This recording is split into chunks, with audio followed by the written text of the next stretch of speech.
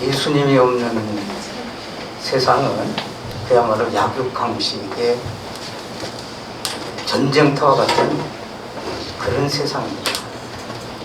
그래서 어떻게든지 탈취하고 쟁취하고 무엇인가를 남들보다 더 많이 가지고 있는 것이 인생의 행복이고 성공이다 이렇게 착각하면서 살아가는 그런 모습들을 많이 봅니다. 또 다른 사람으로부터 대접을 얼마나 많이 받았나 하는 이 사실에 대해서 서로 비교하면서 자랑 삼아 얘기를 하면서 그렇게 살아가는 경우도 많이 봅니다. 그런데 오늘 성경 말씀을 보면 예수님께서 이 땅에 오신 목적이 뭔가 여러 가지가 있죠.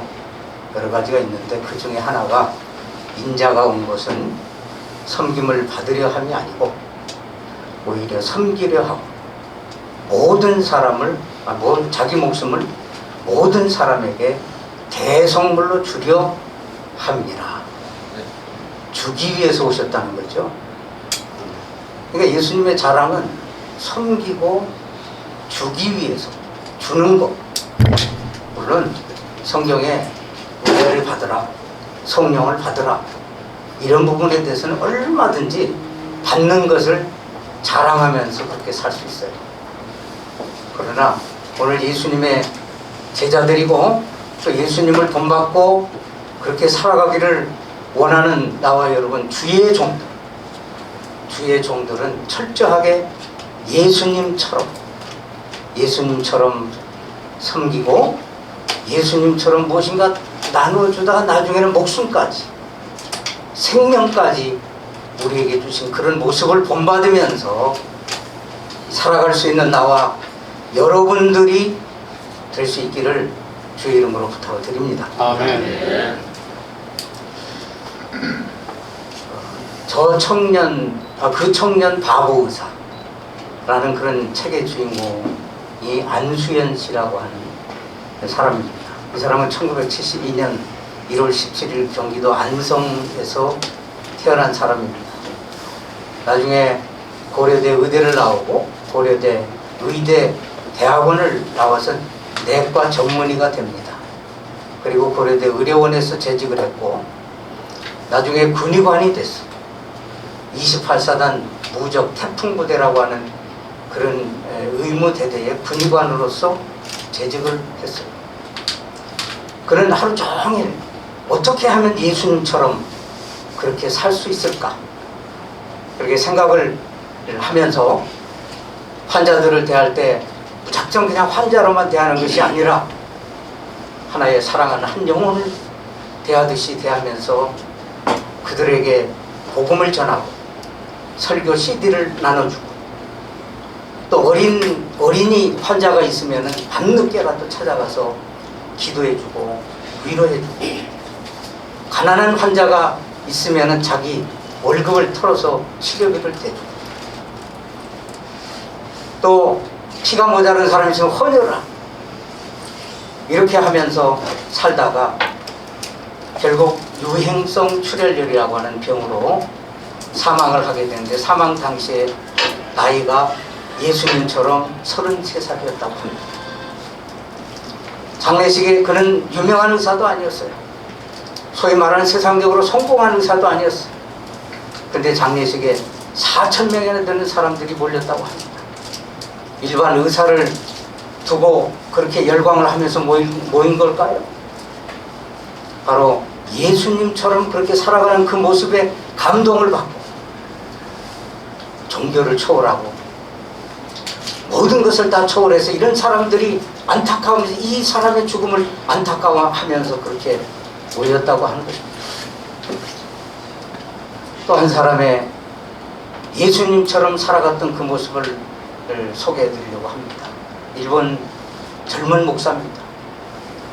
그는 신학교를 졸업하고 목사 안수를 받은 다음에 일본 전역에 교인이 하나도 없는 그런 곳이 어디인가, 그곳에 개척을 해야 되겠다 기도를 하다가 드디어 일본 저 북쪽에 가나자와라고 하는 그런 지역을 발견하게 되는데, 교인이 진짜 한 사람도 없고 크리스찬이 없고 오직 미신과 이런 것으로 가득 찬 그런 지역에 있었어요.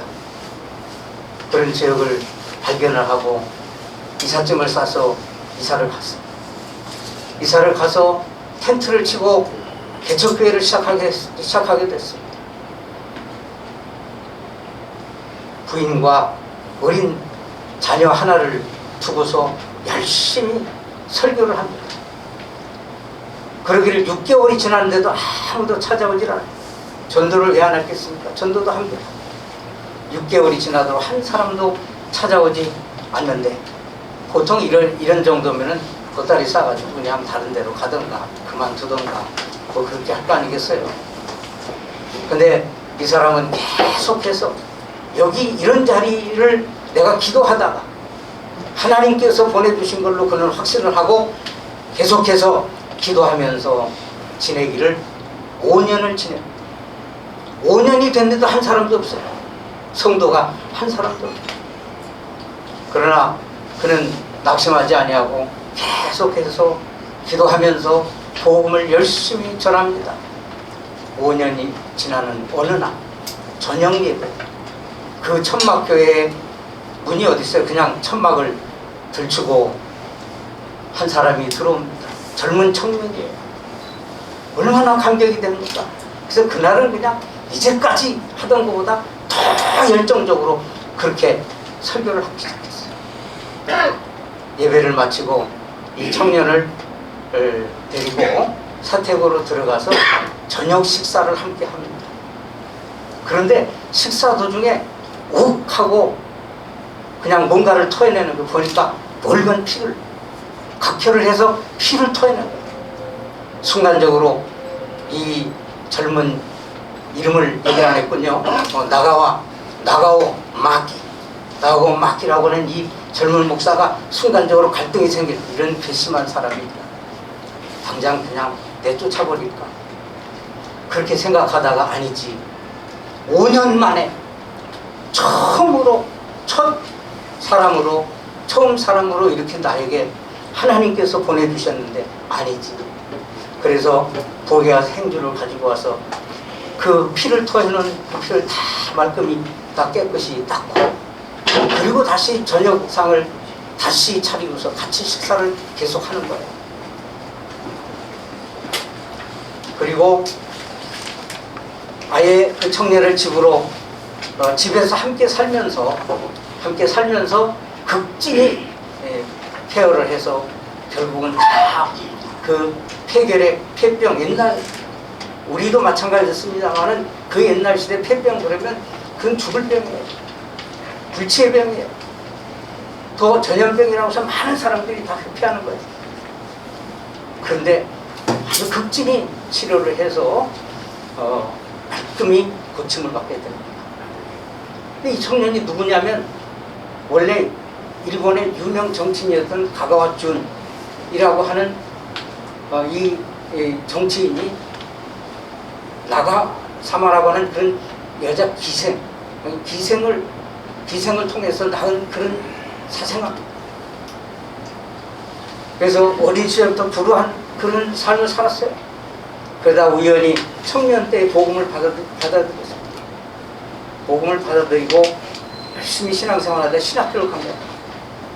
신학교를 갔는데 신학교에서 이 발병이 된 거예요.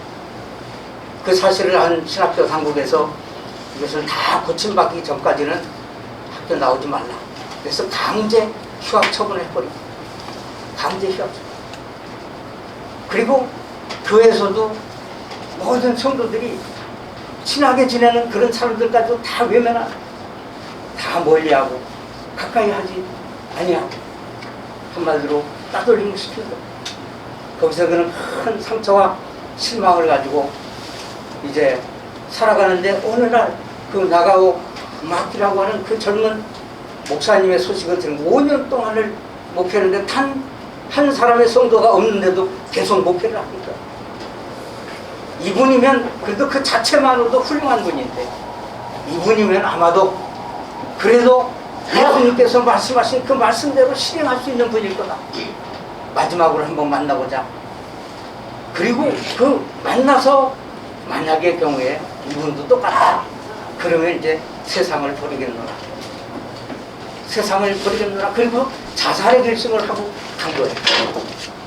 그런데 바로 식사를 하다가, 그리고 그는 강제 휴학청을 당했던 신학교를 졸업하게 되고, 그리고 목사 안수를 받게 되는데, 이 사람이 누구냐? 바로 일본에서 빼놓을 수 없는, 우찌무라 간조 이후에 빼놓을 수 없는 하천풍원이라고, 가가와 도요라고 하는 그런 목사입니다. 그는 목사 안수를, 신학교를 졸업하고 목사 안수를 받고, 이렇게 해서 결국은 이 빈민, 일본의 아주 나쁜 빈민촌에 들어가서 그들을 이제 섬기기 시작합니다. 그들을 섬기는데, 이 못 먹고 못 사는 빈민이 그 고통 중에 하나가 뭐냐면, 먹는 것도 없는데 이 배변을 못 하는 거예요.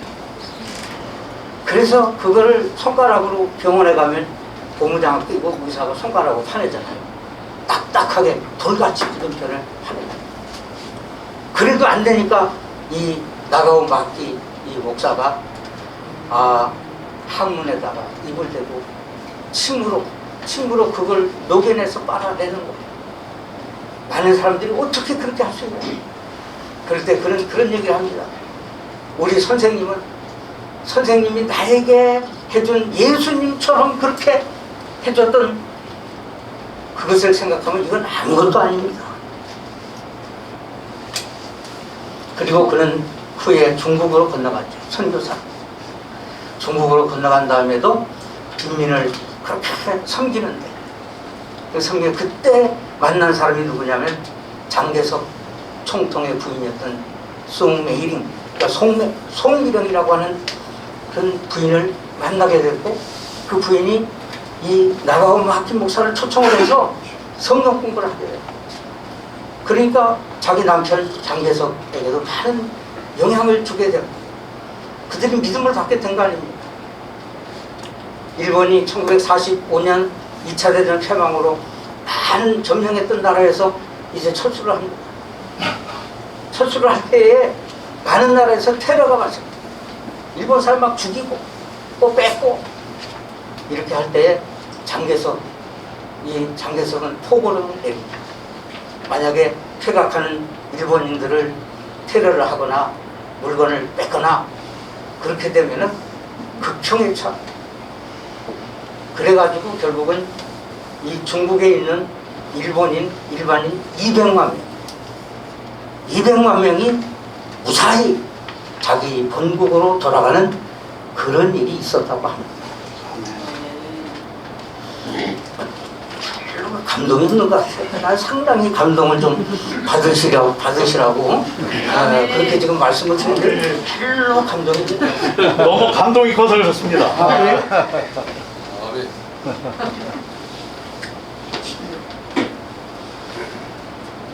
자, 저는 이런 모습을 보면서, 예수님은 아니지만 이런 모습을 보면서 예수님처럼 살아간다고 하는 것이 뭐냐 하는 것을 생각하게 됐고요.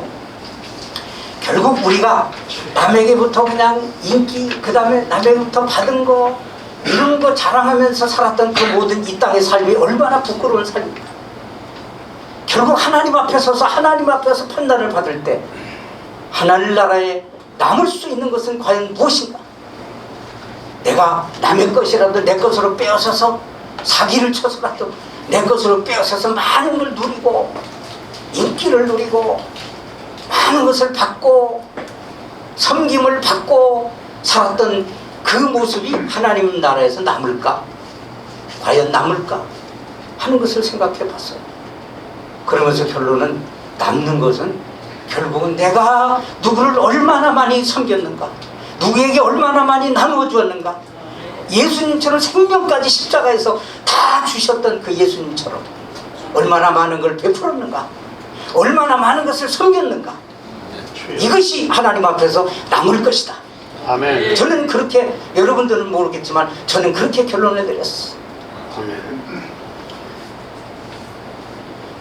마더 테레사는 천주교 수녀지만요, 이 수녀는 캘커타, 인도의 캘커타 저 빈민촌에 가서 하루 종일 몸을 쭈그리고 이렇게 앉아서 이 빈민을 섬기다가 멀쩡했던 사람, 건강했던 이 여인이 그렇게 하루 종일 그렇게 살아가니까 장기에 이상이 생기고 관절에 이상이 생기고 결국은 그렇게 세상을 떠나게 되는데, 여러분, 그 여인 한 사람이 세상을 떠났는데 수반의 인파가 몰려가지고 그의 죽음을 애도했어요. 슬퍼했어요.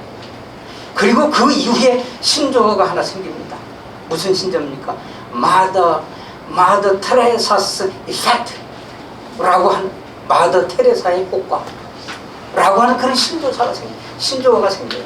그게 뭐냐면, 마더 테레사처럼 남들을 위해서 그렇게 헌신하고 봉사하고, 자기 자신이 아닙니다. 자기 욕심을 위해서가 아니고 남들을 위해서 봉사하고 헌신하고 섬기고 그런 모습만 생각하고 하게 된다면 어떻게 되냐면 면역력이 강화가 돼요.